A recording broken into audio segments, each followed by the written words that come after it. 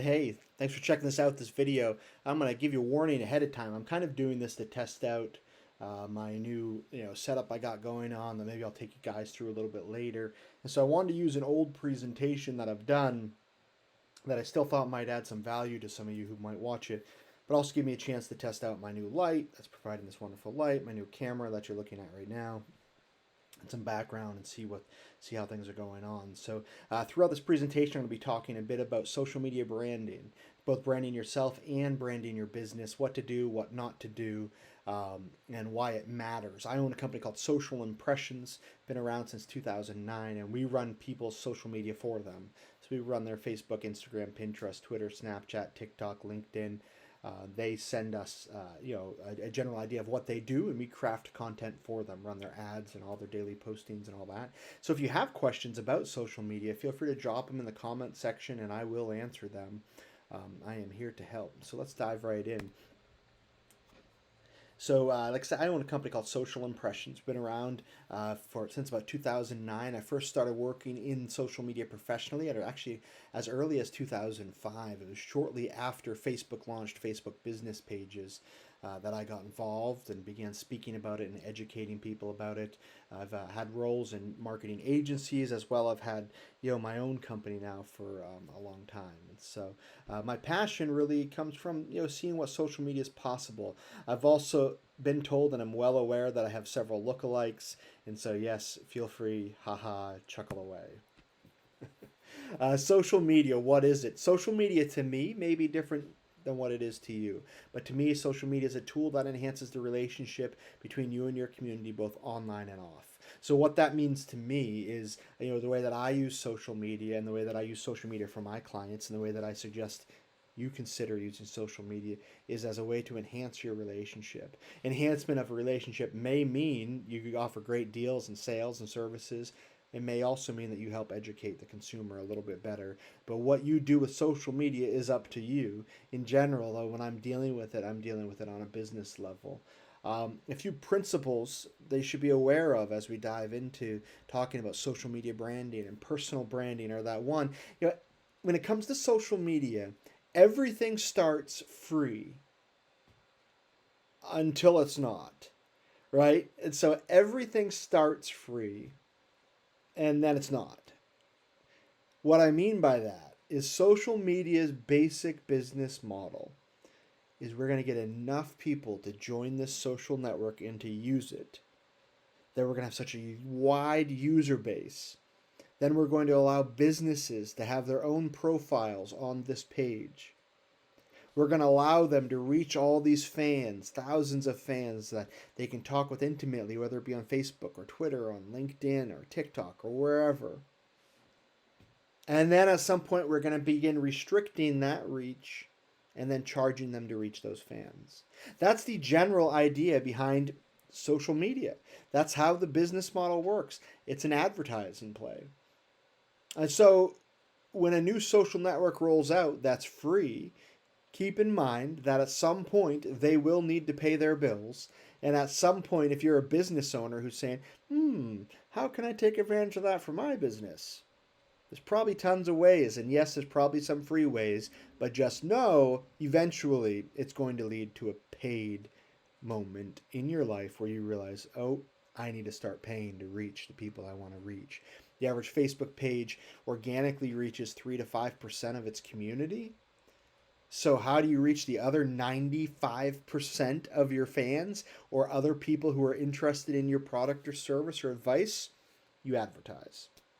If you got a problem with advertising, then you need to consider potential other ways of gathering free publicity if that's what you're looking for. But in general, all of my clients have an advertising budget because it's completely necessary. And someone telling them that it isn't would be being rather dishonest. To see the best results, you must advertise or engage with influencers, right? We know what influencers are. People with huge followings get a ton of engagement, and they can hopefully make people open their wallets and buy your product or service. But vet them. There's lots of ways to vet them. I won't get into it right now, but there's all kinds of tools also. Don't get caught up in worst case scenario thinking. Lots of times I start working with a new client And they start saying, well, geez, well, what about this? What about that? And they start getting nervous about anything that could potentially happen on social media that would affect their business negatively. They get so nervous about it that they do nothing.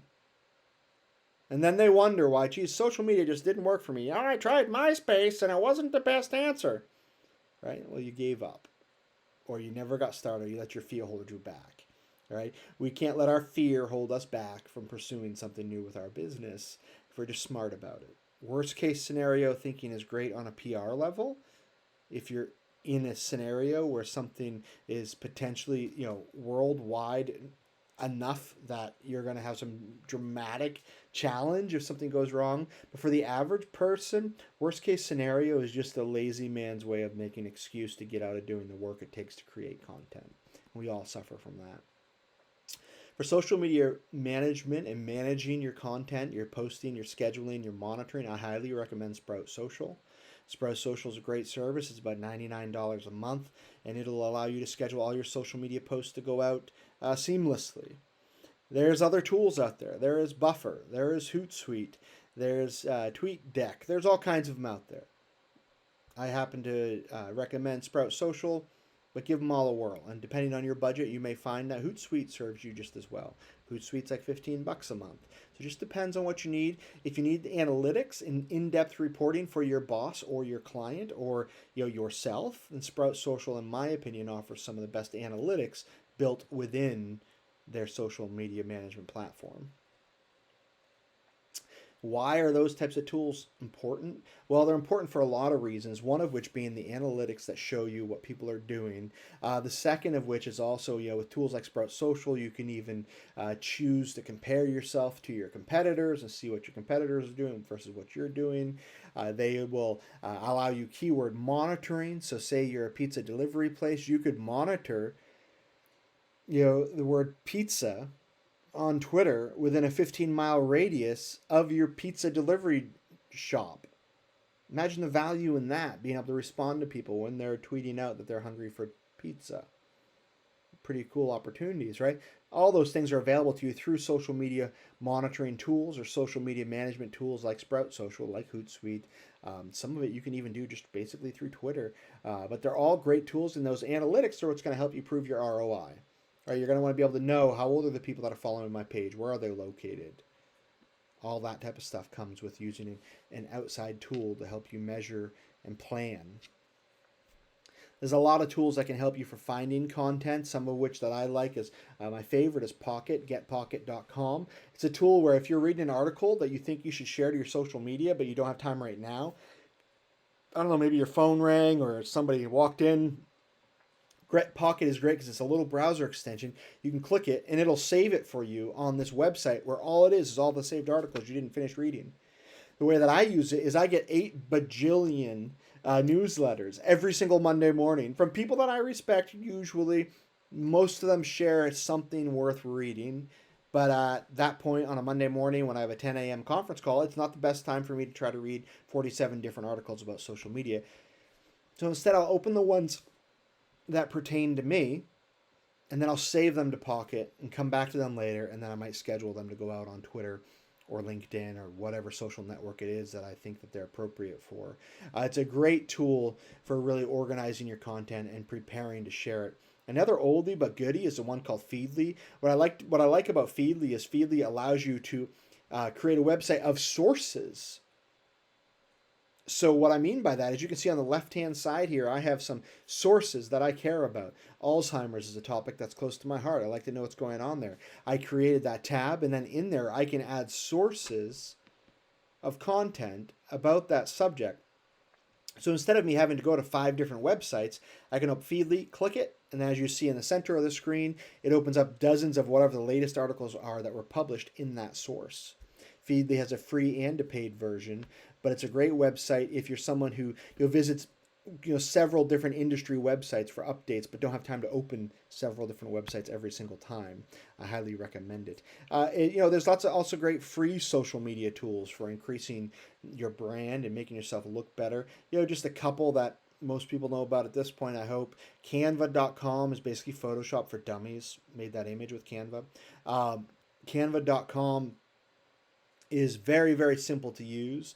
And there's a paid version and there's a free version. The free version is fantastic. The paid version, which I think is like $25 a month or something, I don't know what I pay for it. But the paid version, what's cool about that is you can create an image that you're going to serve up on Instagram. And then you can click a button that says convert to Facebook, and it converts that image for the optimized size for a Facebook post. And then you could click convert for YouTube and it'll convert it for the size of a YouTube image. And so it's pretty cool.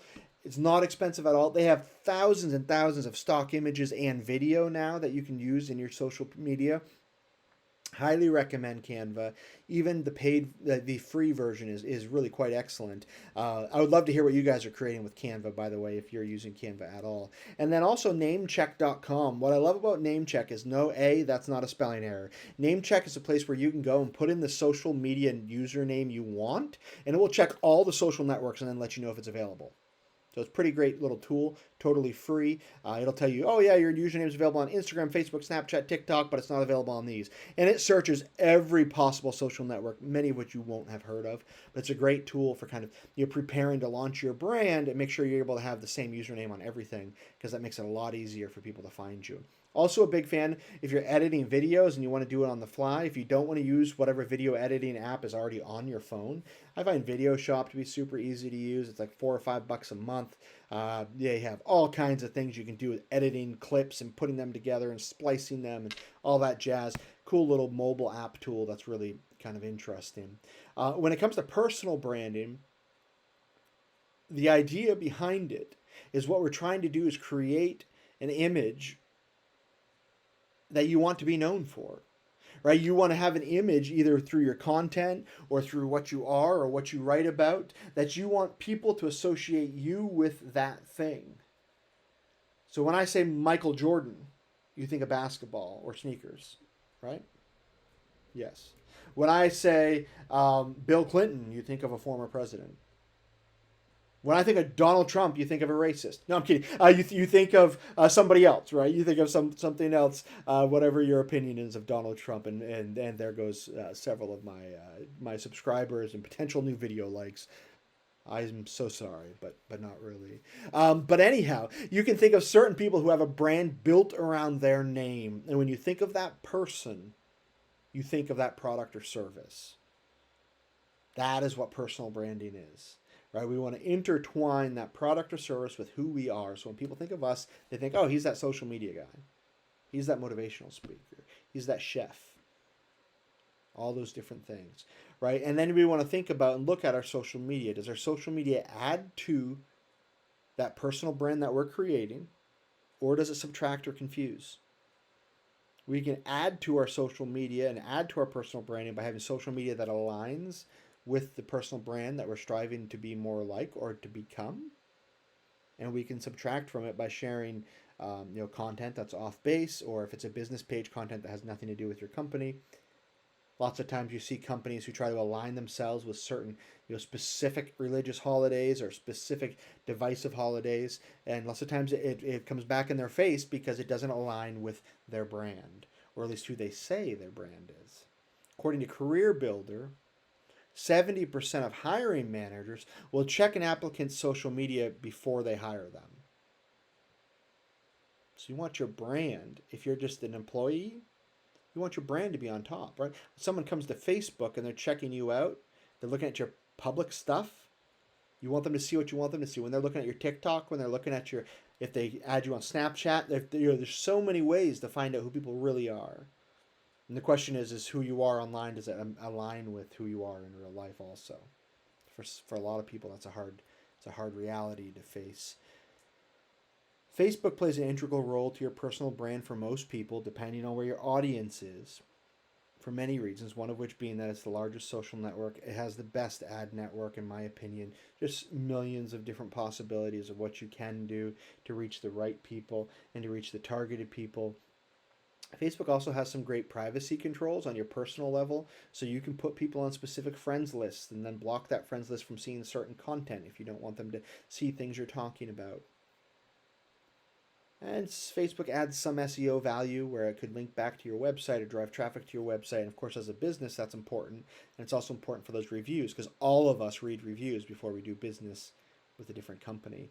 On Facebook, you have a lot of privacy options, and in case you didn't know, you can navigate to your Facebook page.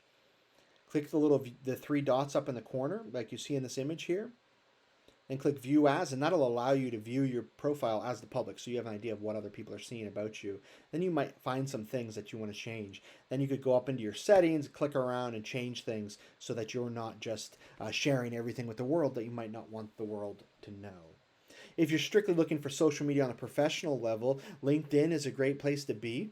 Now, what I don't like about LinkedIn is the amount of messages I get every single day that say, "Hey, David Pride, I see you own a social media business. I think we should connect so I can enhance your world." I could give a rip about how you're going to enhance my world because I know you didn't even look at my profile, dude or ma'am. So, back off.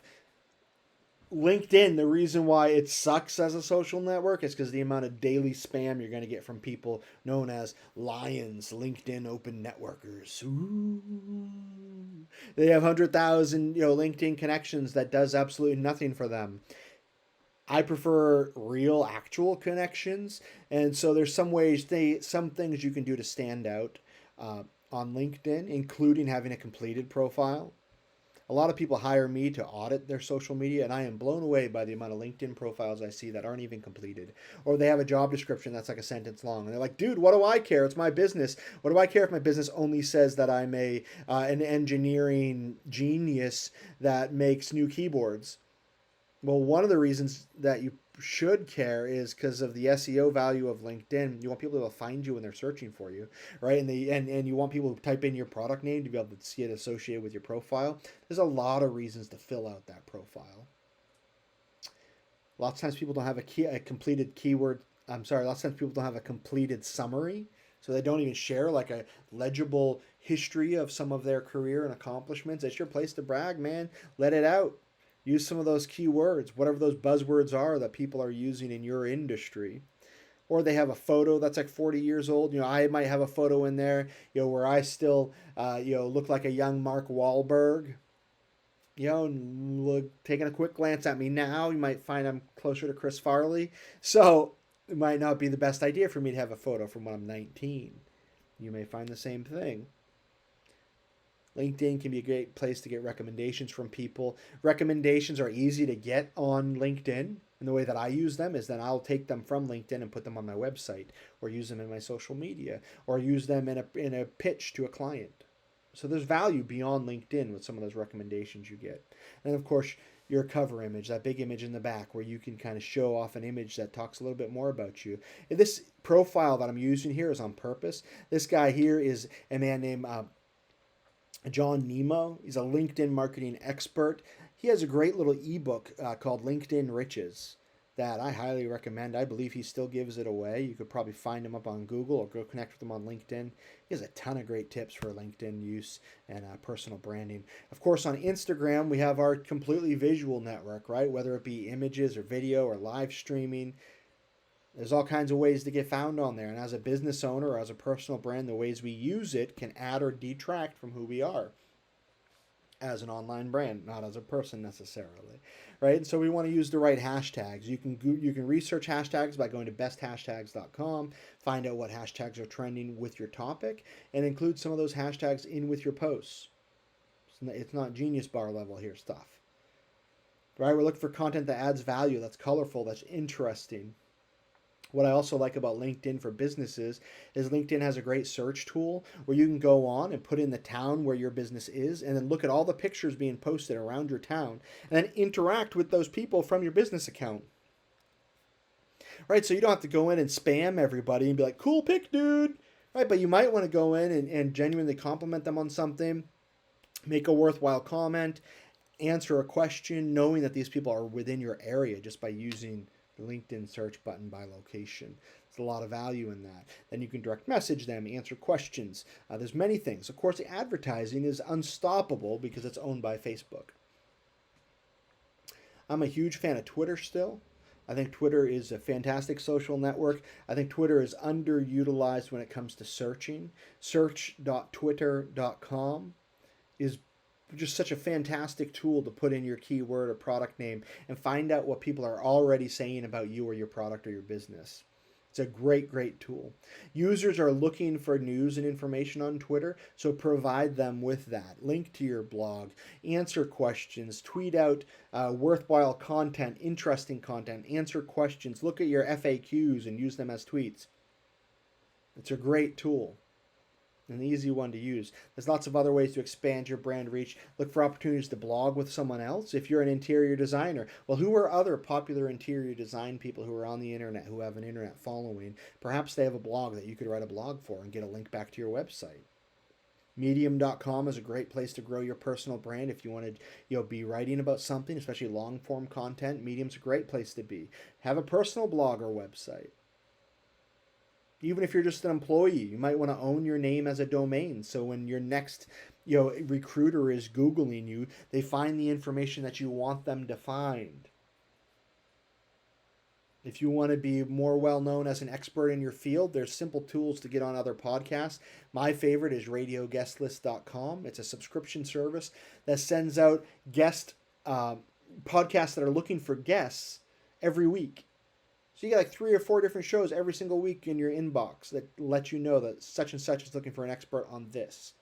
You can pitch yourself or have whoever you're working with pitch you as a guest for that show and get on other people's podcasts, which again helps your personal brand. You're helping share each other's platform. Lots of times what then happens is you then bring them on your podcast or your channel or whatever you're trying to do. Help a reporter out is Haro, H-A-R-O. Help a reporter out is press requests from all over the country on all kinds of different topics. And what's cool about Haro, A, is there's a free version of it, but B, you can request to get alerts about specific topics and specific industries. So if you're a weight loss expert, you'll get notified when the Weight Watchers magazine is looking to interview a Weight Watchers expert, and so forth and so on. And most importantly, take your relationship offline with pen and paper. Whenever possible, make someone feel special by sending them a handwritten note. For me, that's a thank you note. Oftentimes, it's also back pre-COVID world. I might meet someone in person who made a great impression on me, and I have their business card, and I'll send them just a handwritten note saying, man, it was great to get to know you. Look forward to seeing you again. Let's keep in touch. Handwritten note blows people's mind every single time. As you know, probably, we are in a world of live broadcasting now. And if we're not live broadcasting, we're missing out on opportunities. People don't live broadcast because of the what if thinking. What's the worst case thing that could happen? What if my house blows up while I'm live broadcasting? Then you'll probably go viral. Right? And so live broadcasting offers people the ability to stream live video from anywhere in the world to other people's devices, usually their phone. Right? It gives consumers a glimpse behind the curtain of a product or service or business. So there's this great connection opportunity for you with your customers.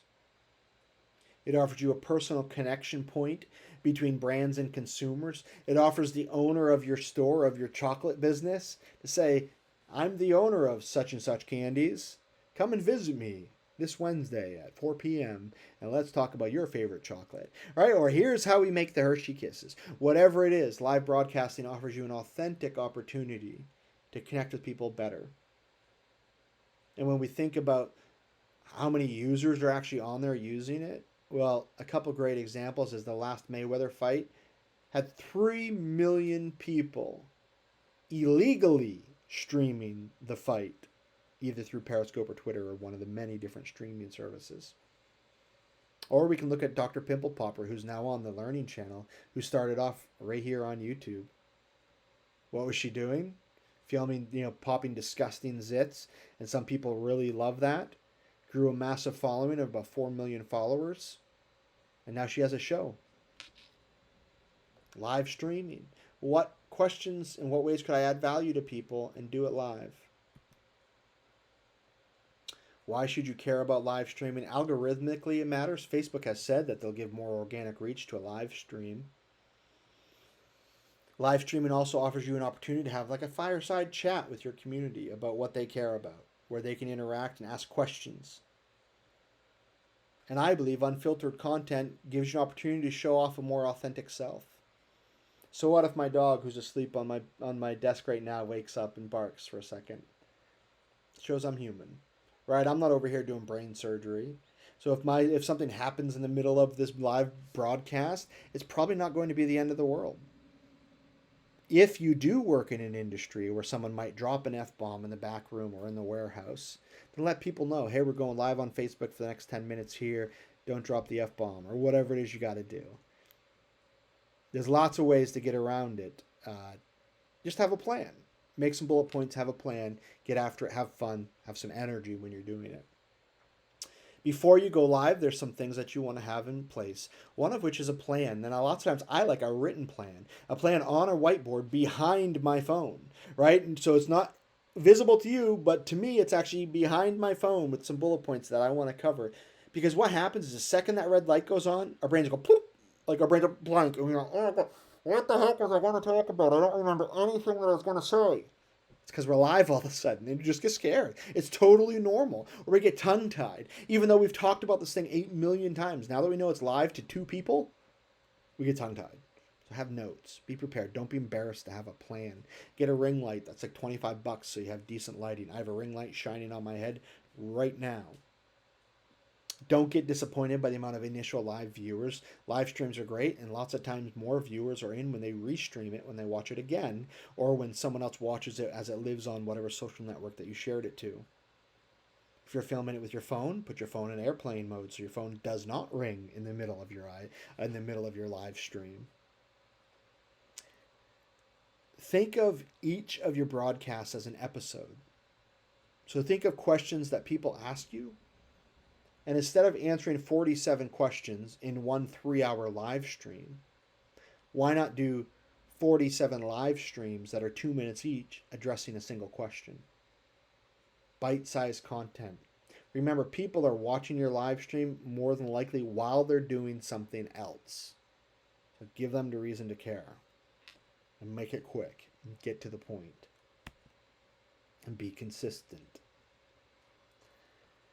What's also nice about live streaming content is it's so easy to repurpose it into other pieces of content.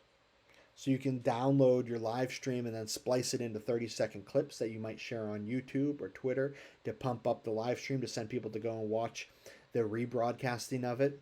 You can have it transcribed and use it as a blog. You can capture stills from it and use it on social media. You can capture audio separately as a potential podcast, or you can use your live stream as a trance to request blog ideas from consumers.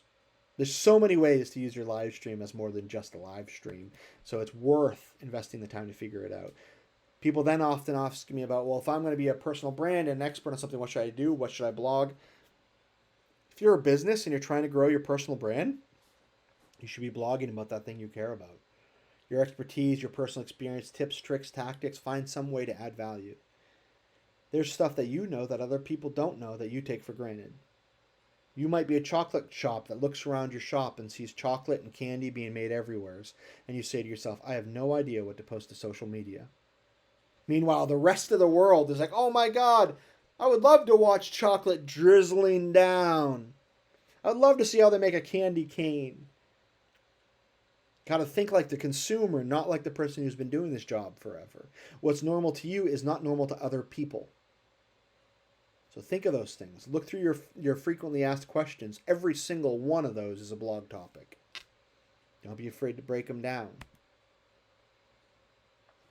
We want to give people something to talk about. Like Bonnie Raitt once sang, let's give them something to talk about.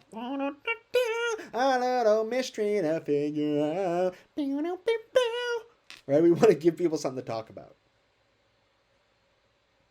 Or let's find something to talk about. But either way, we want to give people content that's interesting that they might want to share. And we also want to be able to hear what they're saying about us. Now you can use your social media tools for listening and social listening. There's also great reputation management tools like Custom Scoops. It's a little bit pricey at about $500 a month. That'll capture radio clips that mention your name or your company's name. It'll capture magazine clips, emails, websites, all kinds of things. And then there's free stuff like Google Alerts. You can set up and Google will just email you whenever you're mentioned in the news or whenever you're mentioned on someone else's website. And that's totally free at alerts.google.com. And there's all kinds of great tools and ways that you can learn from other people. Some of my favorite, Social Media Examiner, is a fantastic website where you can learn everything you need to learn about social media and branding and just about everything else for free on their blog. They hold a massive conference every year that you're welcome to check out and learn from experts at. Udemy, boy, there's all kinds of courses on Udemy you can buy for $15 and learn about how to edit your video or learn how to make your Facebook Live even better. John Loomer, johnloomer.com. If you want to be a Facebook ad expert, he's the man to follow, in my opinion. And if people are searching for you and they're finding stuff you don't want them to find, check out brandyourself.com. It's a paid service that will help you repair your online reputation so you can begin burying maybe some of those things that happened. Maybe you were in college and you got a DUI, and every time someone Googles your name, that's what they find, and you want to figure out, how do I bury that so it's not found all the time? Well, brandyourself.com can set you up with a plan on how to do that. A really valuable tool if you might have some stuff that still haunts you from a time when you were making decisions different than the ones that you're making now, because now the decisions you make align with your brand. Some frequently asked questions as we wrap up here, guys. If I only have time for one social network, which one should I use? I hate that question. To me, that's a question that says, I don't have time. I'm not willing to put in the effort to figure out how to use the ones that work best for me. So instead, just make this easy for me, David. There is no easy answer. In general, if you're advertising a product or service to adults, I recommend Facebook because Facebook has the best ad network. If you're going after young people, I think Snapchat has the best ad network. But I think TikTok is rounding the bend here, and they're going to have some great options too. If you're just looking to reach professionals and career-minded individuals and you're trying to market some white paper, obviously LinkedIn. Just be prepared for an exponentially higher ad cost. How often should I? How often should I post? How often should I blog? How often should I write? As often as you can, right? You should tweet every single day. You should post on Facebook multiple times a week. You should post to Instagram multiple times a week, right? This is why it takes some planning and probably takes some help from outside. You probably can't do it all if you're also running your own company. The key point, though, is consistency, much more so than posting 47 times and then taking the next 6 months off. So consistency is what wins the race on this one. What does it cost to have someone do it all for me or for my business? Well, for most business owners, it really depends on what you're going to require of your social media expert or consultant. I know for me, my average client pays around $1,000 a month for me to run some of their social networks and their ads and do some reporting, and we probably have a monthly phone call also. Other people I know charge $3,000-$4,000 a month to manage companies' social media, and others are down to $250, $300. It really depends how large your business is and what your goal is and what you're willing to invest. Lots of times you get what you paid for, but I think in general, I think it's safe to say if you're a small business owner and you're looking for help from a small boutique agency like myself or someone else to manage one or two social networks, you're probably going to find yourself between $500 and $1,500 a month, I think is a safe guess for what you'll probably pay to bring in someone to take care of all this stuff so you're not thinking about it anymore. Not including blogging, not including your live streaming, not including the extra things, but just some basic services. And finally, where is social media headed for people who are trying to build big brands? I think social media is going to continue to change.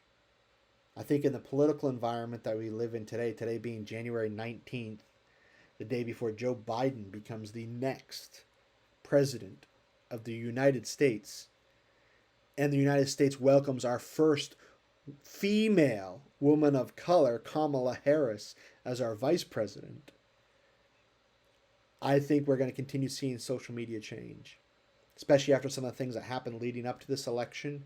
I think you'll see some censorship changing, but I think in general, social media will continue to grow with a focus on video and live streaming. And I know that makes a lot of people nervous, but that's just where I think it's headed. Be curious to hear where you think it's headed. Be curious if you watched this entire video. If you did, if you have questions, send them down below. If you want to subscribe, then great. If you don't, well, hope you enjoyed the video, and I hope you come back and visit my page again. But until next time, I am happy to answer anything that may pop into your brain, and I hope this was helpful. And thanks for giving me an opportunity to test out my new setup. I think it worked fairly cool. Let me know your thoughts.